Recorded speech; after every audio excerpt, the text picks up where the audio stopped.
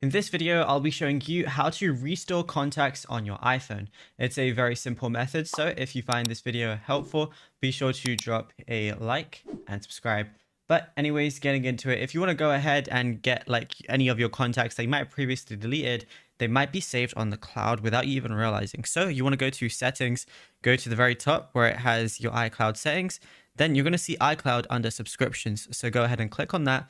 Then you want to go to saved to iCloud. So just once you click on that, you're going to see a lot of different things. And you want to make sure that contacts is enabled. If contacts is enabled, you're going to be able to basically click on it and then go through and find a contact.